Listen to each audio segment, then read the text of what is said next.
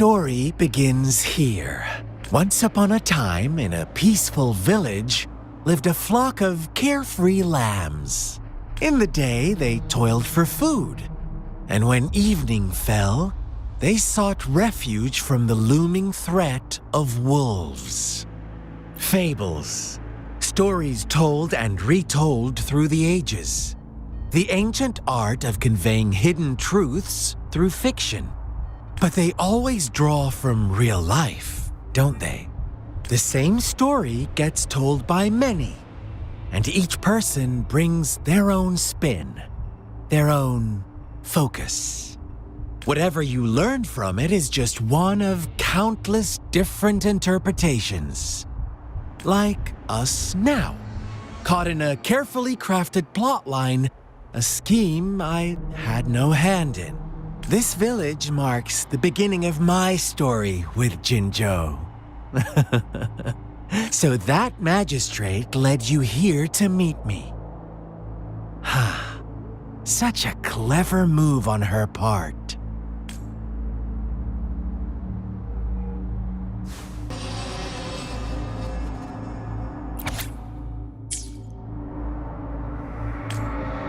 One day, a shepherd visited the village. The shepherd brought them promises of abundance and protection. The lambs, drawn in by his words, soon lived in comfort and security. Nope, quite the opposite. The shepherd's arrival is only the beginning. With a wave of his hand, the shepherd could grant their every wish. His flock obeyed, bowing their heads, pleading for better food and shelter. They no longer had to struggle for survival, as their once meager lives were replaced with endless luxury.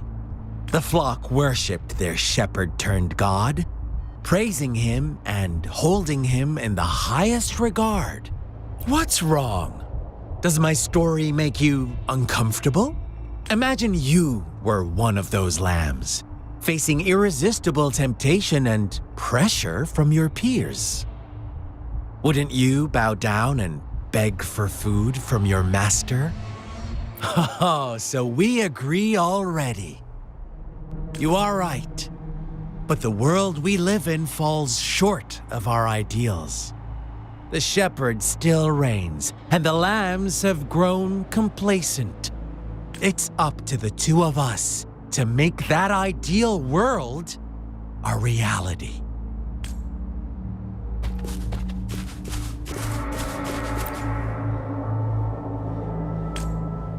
The lambs reveled in endless bonfire parties, celebrating their new god every night, except the one little black lamb.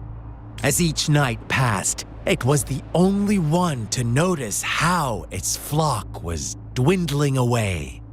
Rover, do you think someone would give you what you want without taking anything from you? I once believed that too. Thought as long as I paid a high enough price, I could get my desired outcome. But true equality is scarce, always has been. The world was never a fair place, wouldn't you agree? To receive equal retribution, one must give more and more and more. When every wish comes with a hefty price, people weigh their options carefully. But when they can make someone else bear the price, they all rush to make more wishes. They don't consider they too may one day pay for another's selfish desire. Funny, isn't it?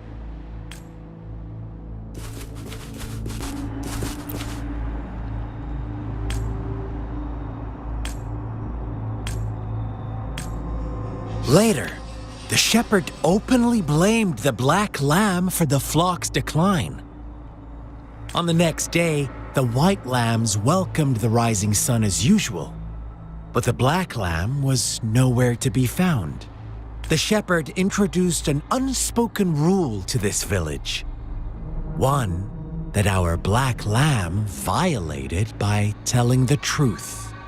Suddenly, the once doting god stopped fulfilling wishes because no more sacrifices were being made.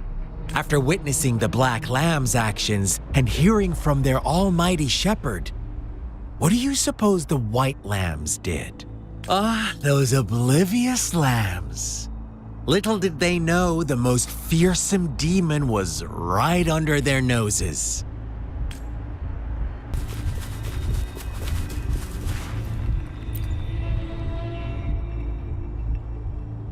Well done. You didn't let any details slip. Now, I wonder, what is your takeaway from this story?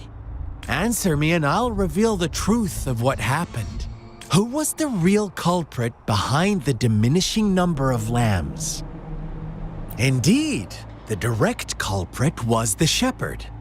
He held all the power, fulfilling wishes at a price. The lambs knew the risks, yet succumbed to temptation. Unfortunately, in the face of such temptation, they disregarded all the hidden risks, as disaster had yet to befall them. If they were given another chance, I believe they would still choose the same path.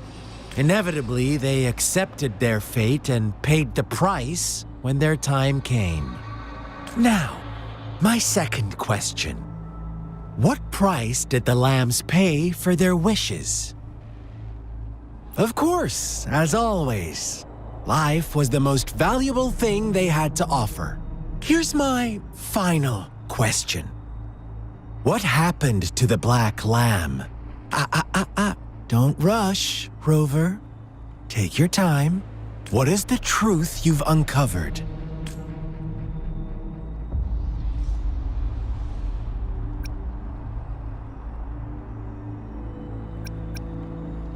The shepherd was granting wishes by sacrificing the lives of lambs. The flock never found out about it. They were deceived to believe the black lamb was the culprit. Almost there, Rover.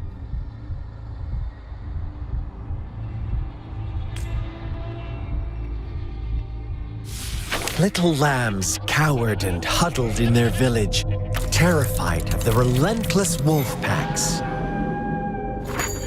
Until a shepherd arrived, bearing the gift of wishes and providing shelter and sustenance.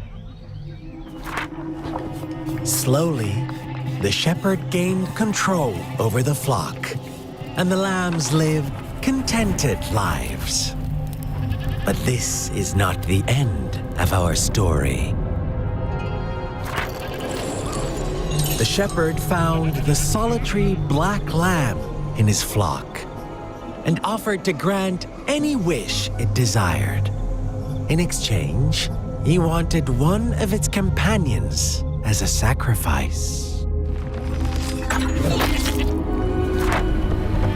The black lamb refused, and it was shunned by its flock, left without shelter or sustenance. After the black lamb's exile, more lambs continued to vanish. The shepherd then blamed the black lamb for breaking the rules and withheld his wish-granting power as punishment.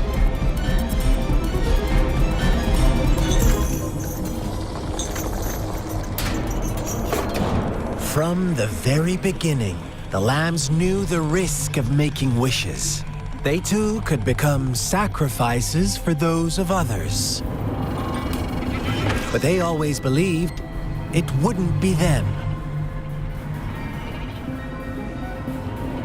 Meanwhile, some lambs reasoned that since they had already risked being sacrificed for someone else's wish, it was then only fair to pass on that risk for a chance at fulfilling their own desires. And so they continued to play the game.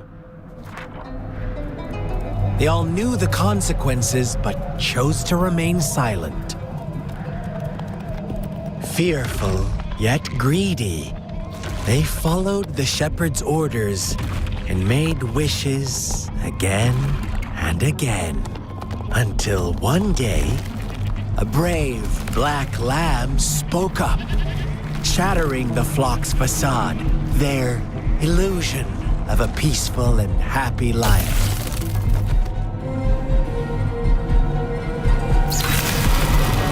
Black lamb got in their way, and that of the shepherd's greedy pursuit, sparking hatred in their hearts.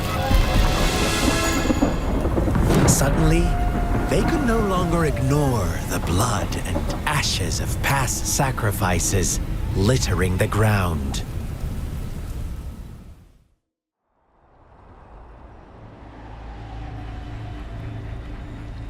How do you like my story, Rover? What really happened here? I suppose you already have it figured out? The black lamb who rebelled against the rules, and the white lambs who succumbed to their greed. The innocent maiden sacrificed, and the villagers who turned on each other in a ruthless frenzy. They had it coming. All the shepherd had to do was execute the rebel. That's how he kept the flock in check and maintained the status quo. Fun answer, but no, not even close. I was never the shepherd, never will be. You and I, we are the black lamb, the one who breaks the rules. Interesting, Rover. I'm liking you more and more. Well then, let's see if this black lamb is going to end up like you say.